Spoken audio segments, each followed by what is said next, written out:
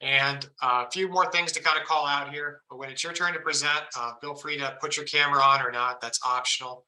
If you have a presentation, feel free to send the PowerPoint to myself and Dr. Wedding, and we do tend to give some extra points for that as well. So feel free to send us any literature that you have. Feel free to ask the fellow students in here any questions. Students, feel free to ask questions of the presenters here. Lots of times we have a very healthy conversation back and forth with a lot of learnings that can be shared between each other. So big proponent of that, and getting to talk and work with each other, and helps develop that cohesiveness and that bond. So we got a lot of folks in here tonight. We have about 12 people here. If somebody has an urgent family or personal issue and you need to present earlier on in the presentation, go ahead and send me a direct message and I can make sure to add you to the top of the list here. We know that it's a little bit late in the day, especially for some of us here on the East Coast. And if you have a family and stuff like that, that's understandable. So to go ahead and give a little background here on myself and why we do this. I've been Dr. Wedding's TA here since the end of 2020, which is when I had graduated from the program, Northwestern myself. I have a master's in data science. This degree has been very helpful to me in my career endeavors. Spent the first 7.5, 8 years of my career working logistics and transportation for the Goodyear Tire and Rubber Company, and then lastly FedEx for the majority of that chunk. This program enabled me to switch multiple roles at FedEx from an operations facing role into a pricing role, and then finally in an analytics advisor role.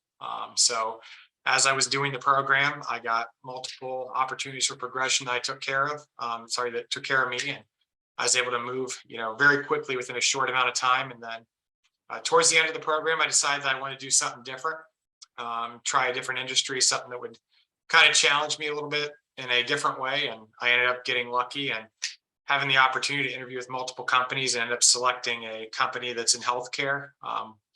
We are University Hospitals here in Cleveland, where I'm based. I work in the Rainbow Babies and Children's Hospital as a data scientist, and been there for just a little bit over a year, and it's truly been rewarding. And honestly, I couldn't have done it without this degree, and it's enabled me to open up so many doors just through the skill set, the name, the reputation, and then the connections and the personal development that I got from my fellow students, and also the advisors and professors. So again, if I have another piece of advice, I would say as well, for the kids here that are in, students that are in 422, you're still early enough in the program. If you want to go ahead and get involved a little bit more, I encourage you to apply for the MSDS Student Leadership Council with Bob and Andy and team. Usually every year they do a recruitment drive for that. I served on the inaugural board there as the communications chair for 2 years, and it really also helped develop my own personal skills and competencies and enabled me to gain a lot of connections as well. So that's my little bit of background here, how I ended up where I'm at. And I can go ahead and refer people here if they need references for jobs and things like that, or anything I can do to help open doors. Feel free to go ahead and reach out to me at any time. So with that being said, feel free to go ahead and message me if you want to go first, if you have any issues. But I think we're going to go ahead and kick off here with Sarah. Sarah Rodenbeck, would you like to go first? Sure. Let me just share my screen.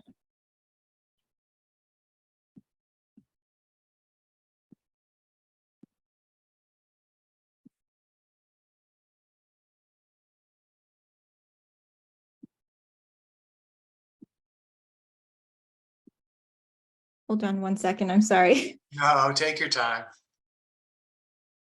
Turns out I did not have sharing permissions enabled. Oh, is that on me there? I'm sorry. No, in my settings on my computer. So okay. It wasn't allowing me to. Nope, take your time. Sorry. Mike, are you here by chance to present anything, or are you just here to also just kind of learn? I'm just here to listen in. Awesome. Cool. Just wanted to make sure I didn't miss his name there either. And we can see that, Sarah. Go ahead and kick this off. All right, awesome. So feel free to interrupt me if I'm going too long. I feel like I might get a little excited about talking about this and then ramble. So please feel free to interrupt me if I start going long. So by this point in your data science career, I'm guessing that a lot of people have probably already heard of Streamlit.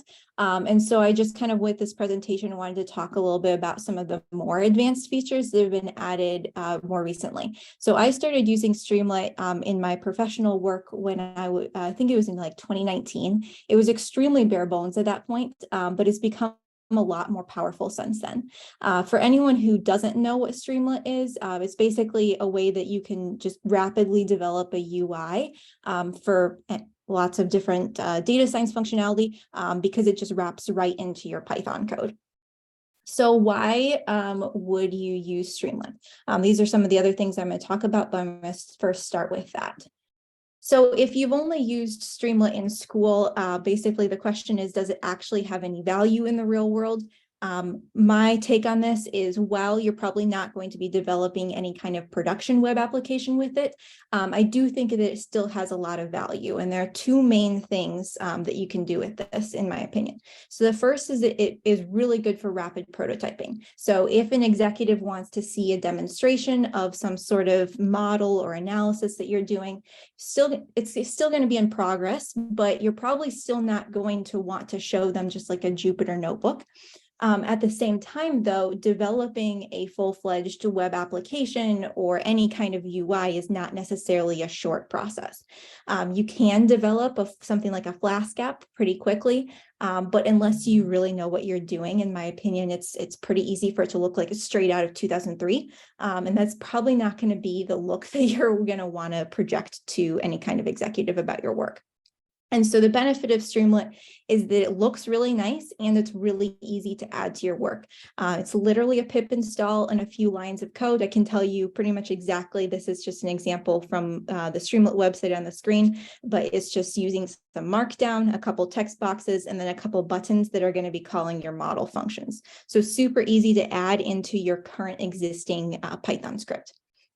The other way that I've used Streamlit for in the past is for getting feedback on model performance. The caveat here is that you do have to have access to Kubernetes on some sort of composable platform, either a public or a private cloud.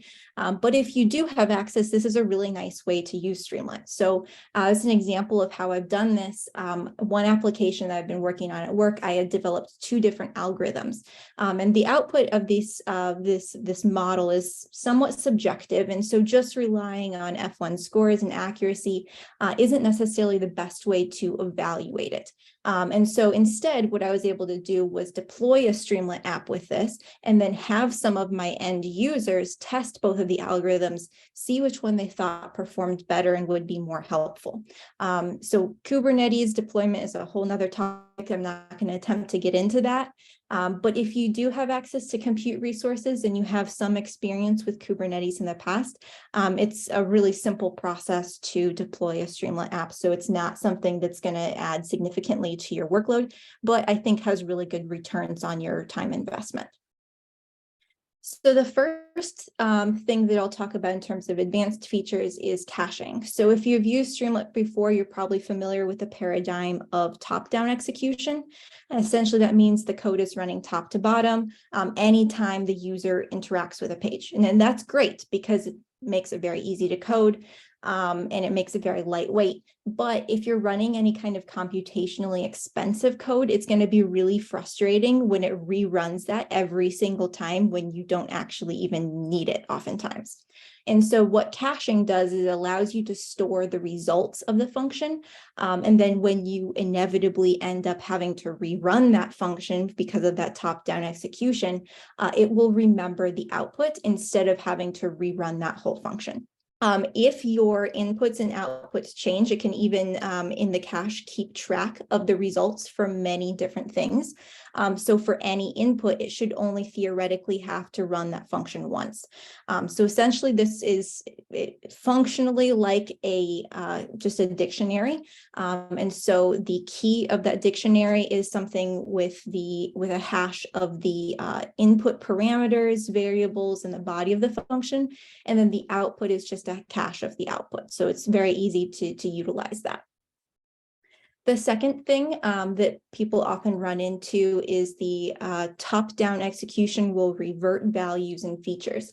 And so Streamlit is stateless, and that basically means that it doesn't keep track of previous interactions. So for example, if you have a login feature and then a user logs in and then refreshes the page, then it's going to log you back out and make you re-authenticate. Obviously, that's not something that is beneficial from a user experience perspective.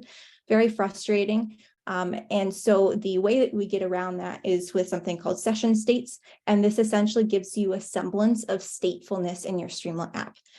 This is essentially like a persisted dictionary. So you'll specify a key or a variable name, and then the value or whatever you want to keep as the current state. So for example, if you're doing something with authentication, you could have an authentication key in your session state, and then a Boolean value for true or false to specify whether or not it's been authenticated. You want to keep that authentication state. This again operates very similarly to a dictionary in terms of how you interact with it.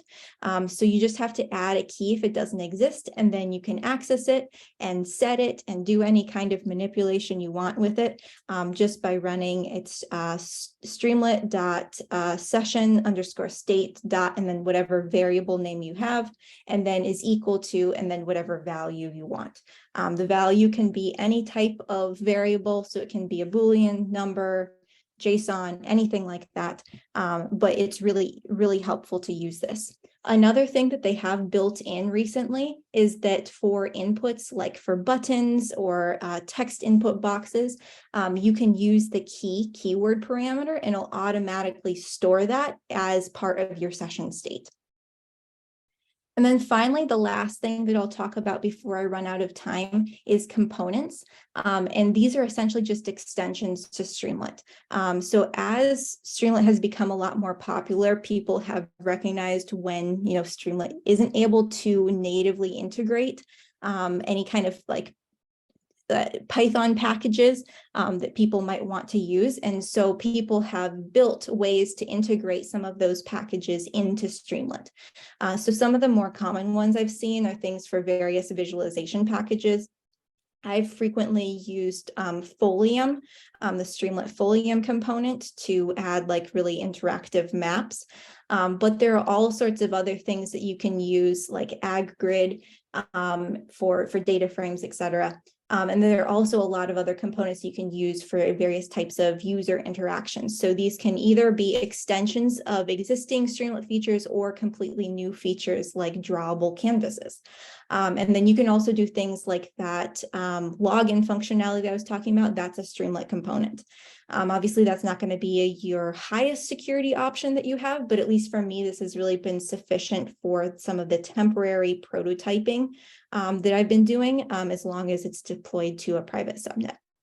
And the last thing I'll mention that's really powerful about Streamlit is that even though it is developed with the idea in mind that you don't have to know HTML, you don't need to know JavaScript in order to create a UI. If you do know those types of languages, and you have some sort of feature that Streamlit doesn't natively have functionality for currently, you can really easily extend Streamlit with your own custom HTML or JavaScript code. So these are often based on something like React. And so if you know that, it's a really powerful way to extend Streamlit, and it makes kind of the options endless. Awesome. Thank you so much, Sarah. Way to get us started there. Good to see, you actually show something that students can use to create their own project as well. And if you're looking to build out your portfolio, Streamlit is a great way to go ahead and do that, I believe. So very interesting, something else to look into, and good to see that you use pip install. And obviously, is it safe to assume you're not an Anaconda fan, Sarah? Oh, no, I use Anaconda quite a bit. Okay.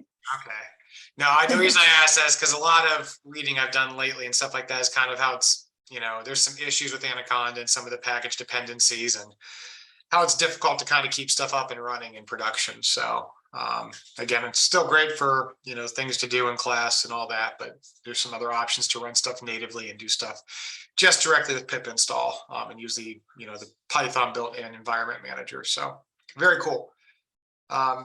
Sarah, appreciate you presenting there. If somebody else wants to go next, I believe Bill, you're next here, sir. Yeah, hey everybody. I'm just going to share my screen too.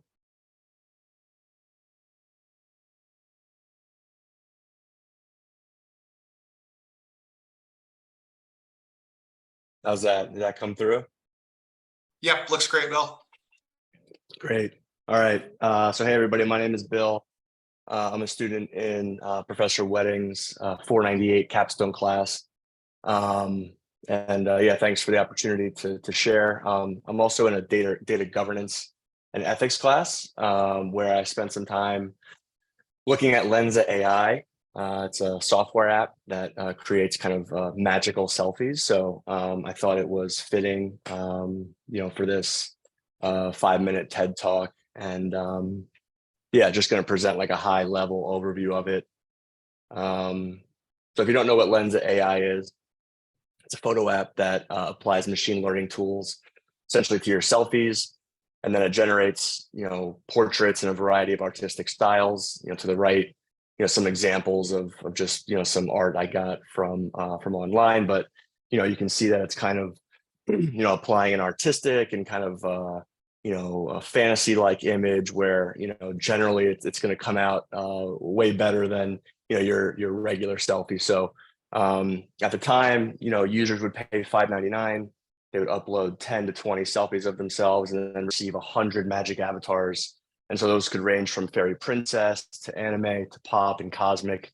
And so in December, when this app was surging, it was really kind of a fun way for people to, play around with some software. And then I'm sure if you're on Instagram or Facebook, you probably saw people, uploading these things to their profiles and whatnot. So again, here's another example, right? Like, is this really me, right? So that's kind of the thought that I have when playing around with this tool, and you can see that this woman, she put her pictures on, and then gets back these glamorous kind of digitized photos that I think it's fun, right? I mean, it's a fun way to kind of play around with things, but there are some controversy and some questions about what's actually happening here. So in December, the Lensa AI app was surging. I mean, it was the #1 downloaded app. Here's just a brief stat, right? So in November, between November 20th and November 30th, it was downloaded 1.8 million times. And then in the first 11 days of December, it was downloaded 12.6 million times. So it's up 600%. And it just goes to show how popular this became very quickly with a lot of folks. So yeah, so there are some concerns here, right, with Lensa AI.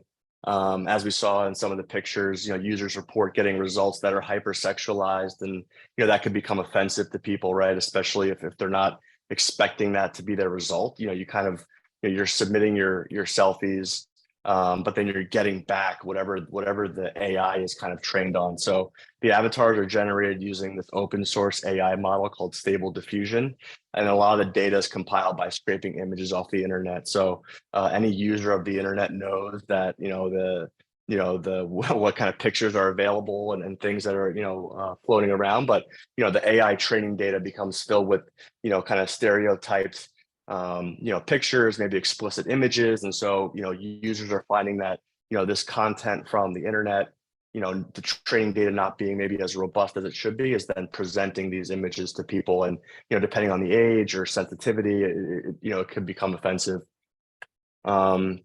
Privacy concerns is another huge one with Lensa AI. How is my data being used? Lensa is using your uploaded images to train its AI. It acknowledges that, and it says that when you submit your pictures, it has a pretty, robust privacy policy. I don't know if everyone, reads that all the time. So they kind of just, sometimes they want to have fun and go through this and not maybe pay attention, but, they're using your selfies and what you upload to train their neural network algorithms. They're using the pictures to improve and test the effectiveness of Lensa. And they're also going to start providing you with personalized content and information to you in relation to Lensa. So it's important to kind of just when you're playing around with these tools and having fun, just be aware of what you're actually giving them permission of. So then finally, is it just an app? Obviously, it's super popular. Most people are just following kind of this like cool trend on social media, and it's who doesn't like getting these kind of fun images, and obviously it's a way to spend time online. But the questions are like, is it worth your privacy risk? You're giving them pictures of yourself, and you're kind of signing over that licensing of that material. You're giving your facial data, and the question may be, hey, like, isn't this already on social media? So, really it's kind of like, you're the one who needs to decide if you're comfortable with this. My feeling is to kind of have fun and, have a good time, but read the details and just be aware of kind of, what you're getting involved with, and then some of the kind of, privacy and other concerns that people are having with it. So, I included just a brief kind of, picture here showing that the rise of, the app, it's one of the top grossing apps on the App Store in a lot of countries. And so it's pretty well spread globally, and, it's pretty popular. So that's it. Thanks for listening. Very cool there, Bill. That was very interesting to see. It really does bring up a lot of questions about who actually owns the data. I mean, there's a lot of discussions happening at that level for a multitude of different things out there. I don't know, it even gets me to think about stuff like, I don't have a TikTok, but supposedly TikTok owns all these videos of people that are on there, and they do whatever they want with it. So Sure. Yeah.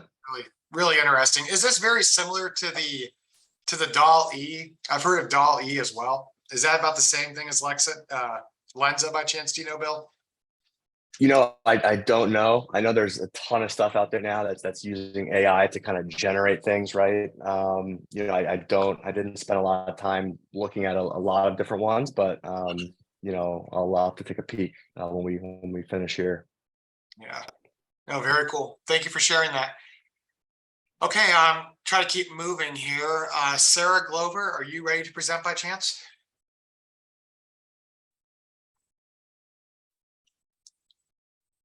Sarah, are you? Oh, sorry. There you go. Hey, I'm here. Sorry, I'm not quite ready yet. Oh, take your time. Would you like me to go on to something else, Sarah? Yes, please. Okay, yep, take your time. Thank you. Okay, we have, okay, Meredith. Meredith, are you on here by chance? Okay, I see you there. Yep, let's do it. Okay, the floor is Share my yours. screen real quick. Thank you. Okay, so I wanted to talk about synthetic data, which most folks are probably already familiar with. Here we go. So what is synthetic data? It's data that is not real. It's artificially or algorithmically generated. And why should we care, right? Why is it relevant to data science? So according to Gartner, by 2024, 60% of data used to develop machine learning will be synthetically generated, which is huge. So what problems can synthetic data address? I think they fall into kind of three main buckets or categories. One is to address data availability. So real data may not exist, or there may not be enough real data, or perhaps there's a cost barrier of the real data is too expensive. The second category is to address improving your models or your predictive analytics. So maybe the real data is biased, or it's too homogeneous, or perhaps you have an edge case that you'd like to test against the algorithm. And then finally, we have the last category that's kind of like protection and management, which you might be adhering to legal obligations or privacy with your customer data, or other security or corporate IP reasons, or even just efficiency of the data across multiple teams, across multiple time zones, et cetera. So the variations are, there are several. There's synthetic data based on real world data. And then there's synthetic data not based on real world data. And in that instance, it's going to be based on background knowledge or existing models. So that could be either statistical or simulation. And then finally, kind of a hybrid between those two. The formats are also in kind of three categories. We've got images and video for vision algorithms. So an example of that might be self-driving cars like Google's Waymo. Then we've got text and NLP, so thinking ChatGPT or Amazon's Alexa. And then finally, just tabular database. So JP Morgan Chase is using it in fraud detection.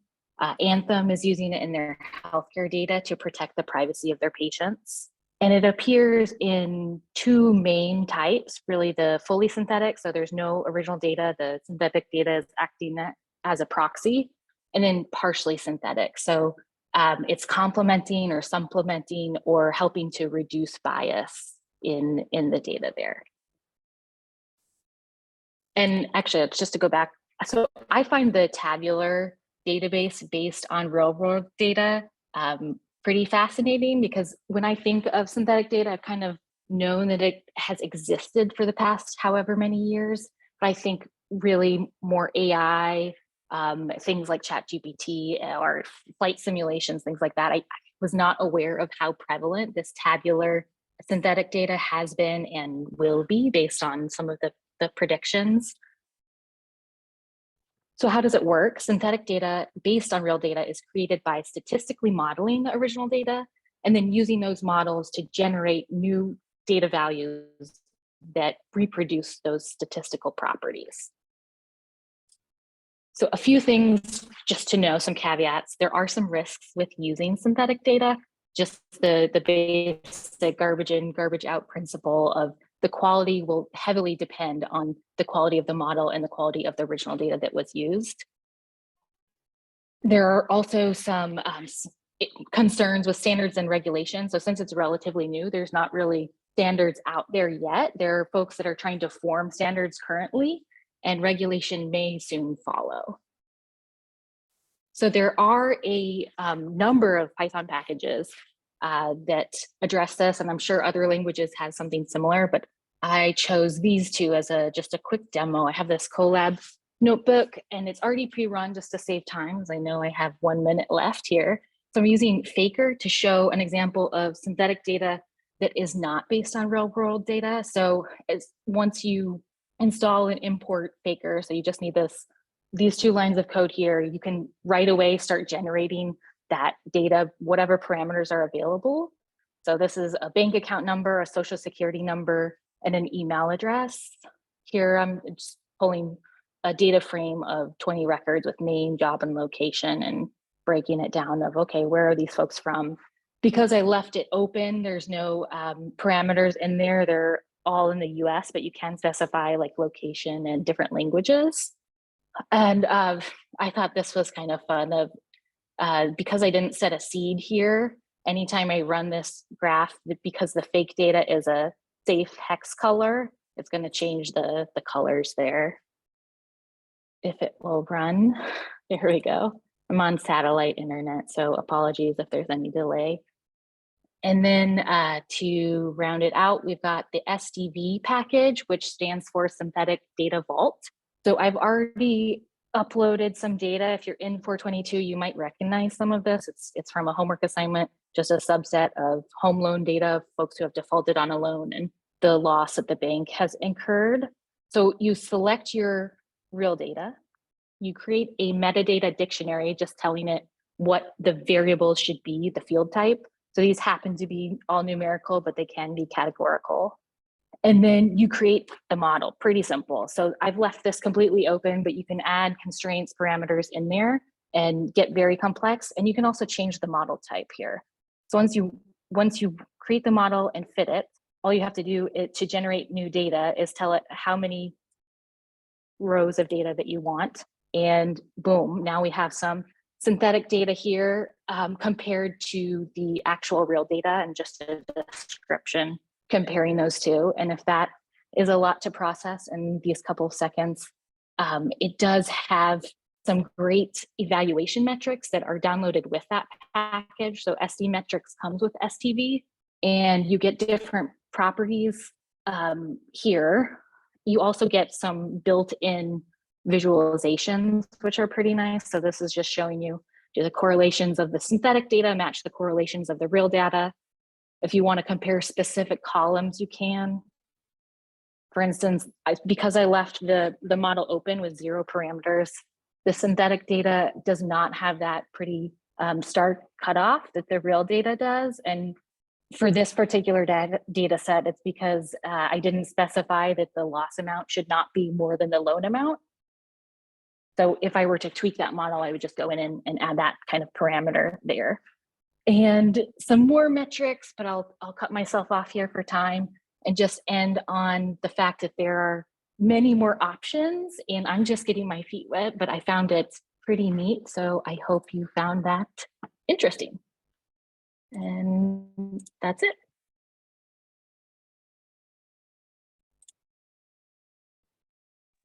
Awesome. Thank you, Meredith.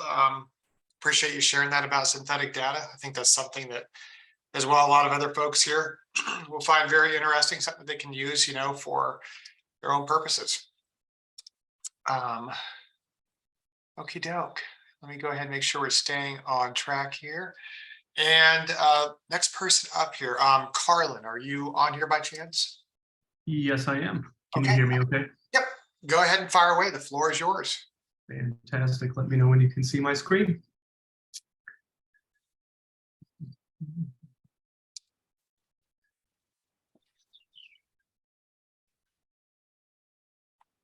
And we got it, AWS.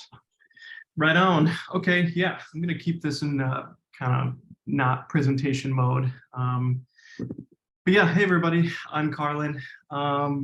We've almost made it through this program. Very exciting. I am a enterprise account exec for AWS, so figured for ease of lift here, I would share a little bit about a specific Sagemaker module, which I'm sure at least some of you are familiar with. Sagemaker is kind of our AI/ML core service, but we have many others beyond that as well. And today, for sake of time, I'm just going to talk about Autopilot, which is our relatively new AutoML feature set baked into Sagemaker. So we'll just kind of do a high-level overview and actually kind of blast through step by step what that looks like to walk through Autopilot within Sagemaker. So let's get started. The why behind Autopilot, similar to pretty much every other AutoML tool out there, really revolves around the art versus science approach to selecting a model and then tuning a model, where a lot of data science teams find it's a pretty heavy lift and time intensive, and can be resource intensive as well if you're running lots of jobs and training lots of models, trying to optimize there. And so AWS figured that they would kind of build out this tool to help kind of relieve some of that uplift required and run a bunch of models basically at once, right? And then you as the data scientist will be able to select the one that best fits the use case and force rank, models as is. So, kind of core elements here, pretty easy to run, as you'll see in a minute. You can kind of select 2 different modes from 20 models to over 600 models that the Autopilot feature will run for you. And then what's really cool, and I'll get into this towards the end, is you actually get to export several different notebooks with the full visibility into the code that was run to train and develop those models.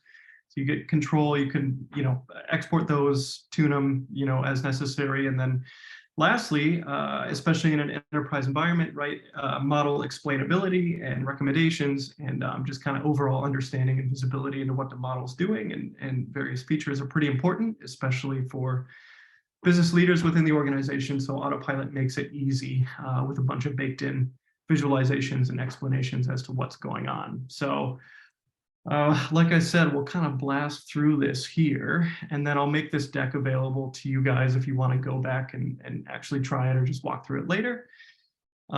So what you basically do is you pull any sort of tabular data set from an S3 bucket, which is a simple storage service on AWS. And this includes CSV files as well as Parquet files. So you go to your AWS console, open up Sagemaker, open up a autopilot experiment, and then select your files within a S3 bucket, all under your account. And then from there, you select your target column, right? Your feature you're trying to train for. Autopilot runs regression, as well as different kinds of classification problems. And then, like I said, you can either do a pilot experiment or a complete experiment. A pilot experiment runs 20 models, and then a complete experiment runs like 500 or 600. And then you can also kind of create runtime constraints for yourself as well to minimize cost and minimize time. So custom features there. So once you kind of input all of that, another thing that's nice about Autopilot, and again, within the context of experimentation here, Autopilot will do automatic pre-processing and feature engineering for you. It'll kind of scan your data set and figure out if one-hot encoding needs to happen or anything else like that. And then it'll, based on your kind of selected model objective, like I said, like regression or classification, it'll kind of select some maybe best fit models and then run those. And then what it will do is show you a list, once it's done, of all the run models, as well as different metrics like accuracy, precision, recall, AUC, etc. And you can kind of see the full list there, right? It'll highlight the best model for you, but then you can kind of go in and explore any other models that would be of interest for you. You can see how features influence any given model, right? Once you dial into a model that you're interested in, review the hyperparameters that were tuned to any specific degree within any given model, and other summary statistics as well. You can take a look at metrics here, just different screens here. And then, so the artifacts that Autopilot run, these are the code notebooks that I was talking about, right? Where it gives you everything from input data to how it pre-processed your data, transformed it, did feature engineering, and then into the algorithm itself and the explainability entities, right? So, once you kind of dug into that, what's also cool, assuming you're actually potentially wanting to deploy the model that you select, you can deploy that model to a Sagemaker endpoint for real-time predictions, or you can run a batch prediction job as well, pretty much with one click within Sagemaker. And so here are just a few examples of what some of those generated notebooks look like. So we've got the data exploration notebook. This kind of gets more into the explainability of the model, different features that were important and all that. And then the candidate definition notebook for the model selected and all that. And then lastly, you have your table there, your confusion matrix, and all that. So kind of blew through. Hopefully that makes sense. But to a large degree, Autopilot is a good fit for kind of experimentation, quick iteration, running models.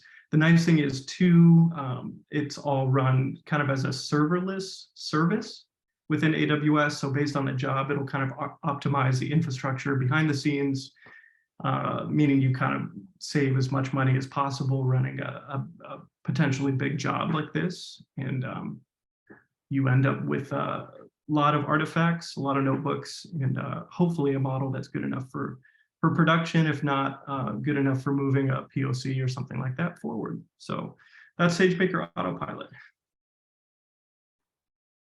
Okay, doke. Thank you so much. Appreciate you for sharing that there, Carlin. Okay, doke. I think we got one more person left here tonight. Sarah, are you by chance ready to go? Yes, I am. Baby Yep. just fell asleep. Yep, take your time there. Let me share my screen.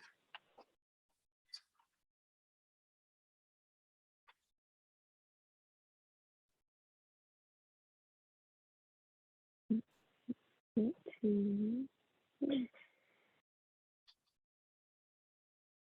screen control is blocking it in here. All good here. We can see you there.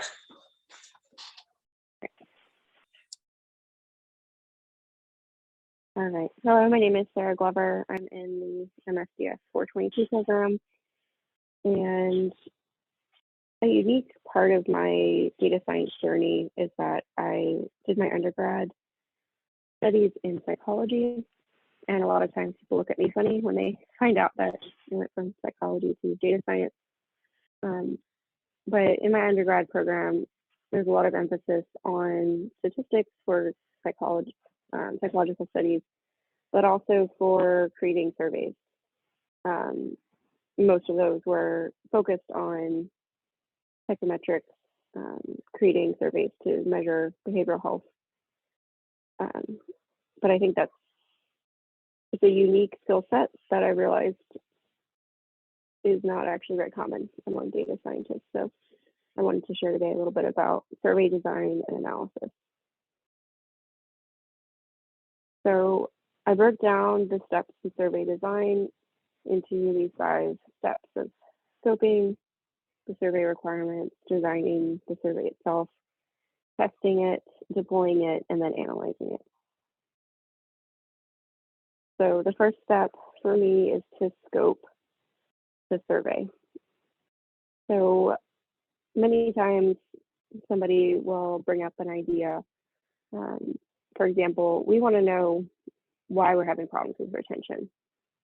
Or they'll come and say, okay, I have these questions I want to ask people in my organization or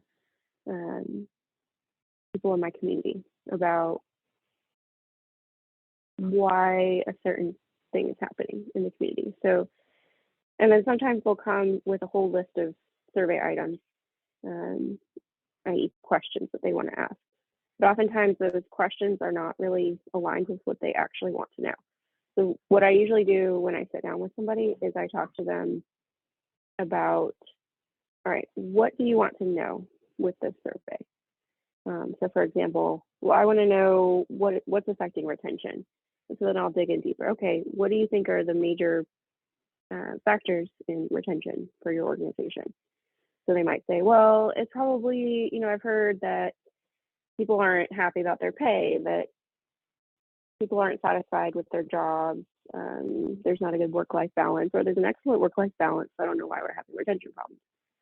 So a lot of times they will use anecdotes or anecdata to bring up theories about why they're having problems with retention, for example. So I discourage them from trying to come up with any questions and encourage them to just tell me more about the problem that they want to, so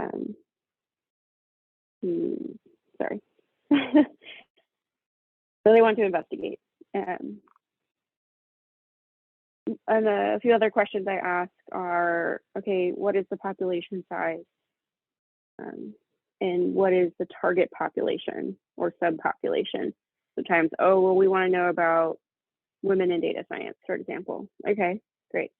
All right, what are the demographic categories you want to look at? So, well, I want to see if there's a difference in people that are more junior in their career versus senior in their career, people who have families, people who don't have families. I want to look at sexuality, gender, race, ethnicity,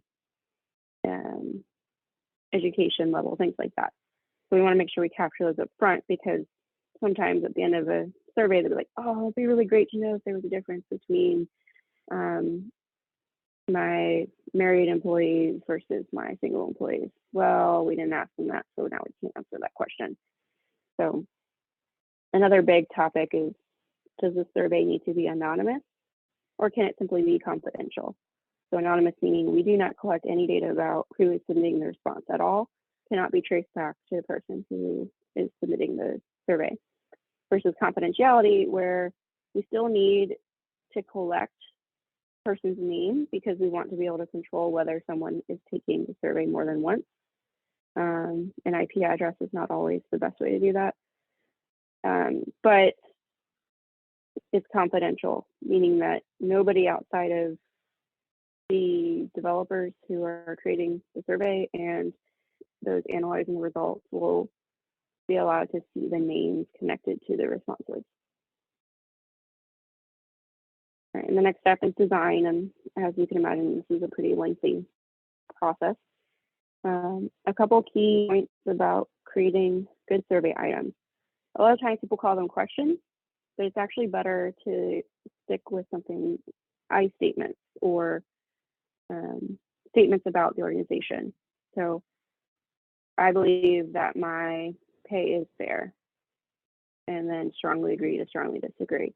Or I have received enough training for my job, instead of have you received enough training for your job? So those I statements versus questions do tend to garner better responses. And those statements are usually going to be binary, so yes or no, true, false, or Likert scale questions. So you pick 1 through 5, score, meaning strongly disagree, to strongly agree. There's also ranking questions where rank these items based on your prioritization. So if you could have all of these items, benefit, pay, education, career progression, here, which one is most important? Rank them in order of importance. Something you want to think about too is introductory statements for the survey. So giving the participant enough information to understand the questions that are the items that are following it. And then disclaimers. So any kind of privacy act or what the results are being used for. I really like to give people transparency about what this survey is and what it's going to be used for. Another item of note is that the human subjects officer usually says that the items have to be at a 5th grade reading level. You also want to avoid negatives so that your readers don't get caught up in the, a double negative or a negative statement when they're trying to decide if they agree or disagree with that statement. It's also a good idea to put in attention checks. So, for example, please select do not agree for this item to make sure that they're paying attention. And then you can also put reverse items in there. So a negative item may be spun so that it's a positive item, such as I have concerns about work-life balance versus that would be a negative. That would be the positive item. I have concerns would be, if you answer disagree to I have concerns, that means that it's actually, you think that work-life balance is actually positive. So you want to put some things in there so that you can check, make sure the reader is actually paying attention. And then for platform considerations, most clients will want digital. Some may still want paper or interview methods. And then access controls are very important, especially with digital platforms as well. So make sure that you're locking down the responses so nobody can go in and edit your survey or delete or edit responses. The next step would be to test it. Sometimes this is optional in practice, but you always want to try to do this no matter what. So you want to be able to make sure that you are following any governance in terms of if you have an institutional review board, human subjects officer, or any legal review that needs to happen before a survey is deployed. You also want to run it past your colleagues, your team, colleagues outside of your area of expertise to make sure that the items make sense. And then you want to have a set of test participants. You want to try to get at least 30 participants in your survey to be able to start getting good statistical balance for the results. And you're testing for grammar of the items, clarity of the items, the understanding of the items, make sure that participants understand what you're trying to ask in the items. And then you also definitely want to check for bias. Sometimes you can definitely write items that lead somebody to give a certain answer. And if you want to know the honest answer, you want to remove bias as much as possible. And the next step is to analyze the data. So obviously you're going to do your descriptive statistics. The best statistic for this is the scaled mean or median. So scaled mean, especially for Likert items, they're usually scored 1, 2, 3, 4, or 5. So you want to scale it so that you're not including 0 in your mean. And then you want to look at it, the statistics per item, and you also want to look per demographic category.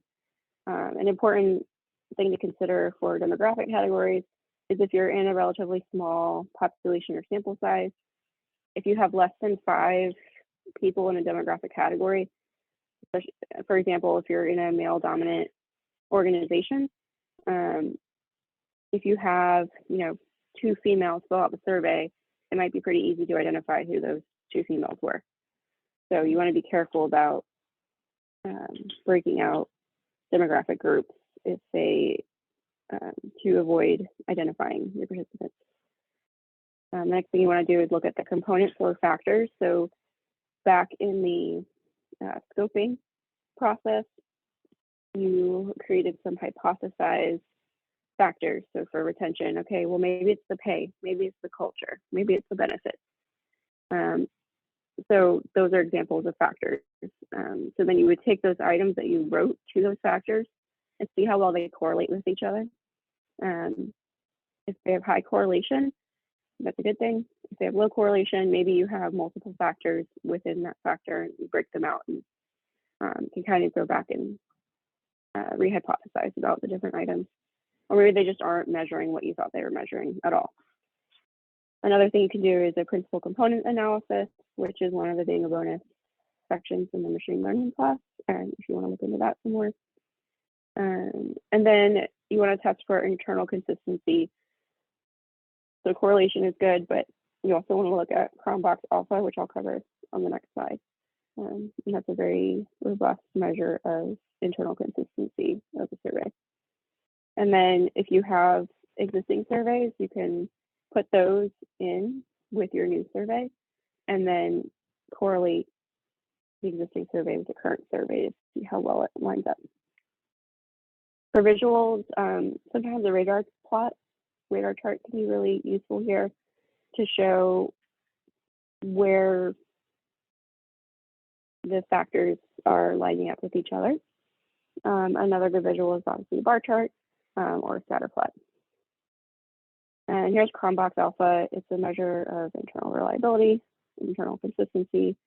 It looks at the number of items, average covariance between the items, and the average variance in response to the items. Anything above 0.9 is usually considered excellent.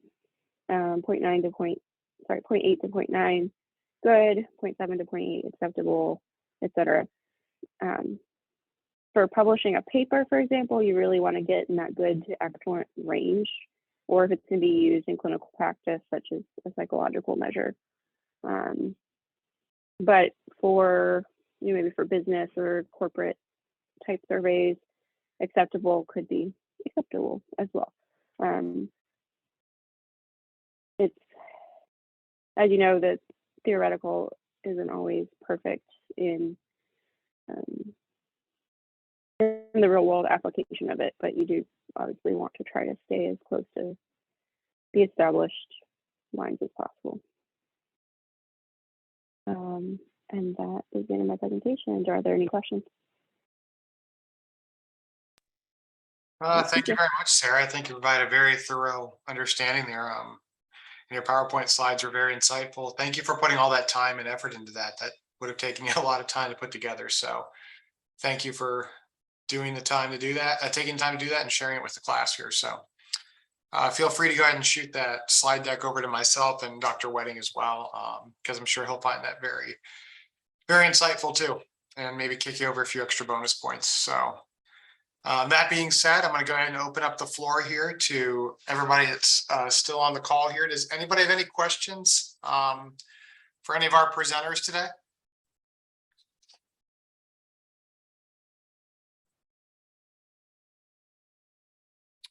And again, you can feel free to go ahead and reach out to me at any time, and I can also give you guys advice or connect you with the individual presenters if you wanted to follow up with them individually and ask them something. I'm sure everybody here would be willing to do that. So with that being said, I want to wish everybody here best of luck here with the end of the quarter. It's going to be here before we know it for 422 and 498. My contact information I dropped there in the chat. Feel free to email me my Northwestern email. I do tend to check that pretty often throughout the day. My other contact information is within Canvas as well. So you can go ahead and call me if you need to, or text me, and I'll get back to you if you need help, debugging your code, your Python script, your R script. I can go ahead and, provide you some pointers or try to help you out get through an issue as well. So feel free to reach out. Don't get too stressed about any of this. Dr. Wedding is very fair on his finals for these classes. I know we're going to be coming up on that. A lot of students ask questions regards to the finals and what to expect. As long as you went ahead and done the assignments and watched his lecture videos, you'll come out fine on these exams. They're not like they are in some of the other classes.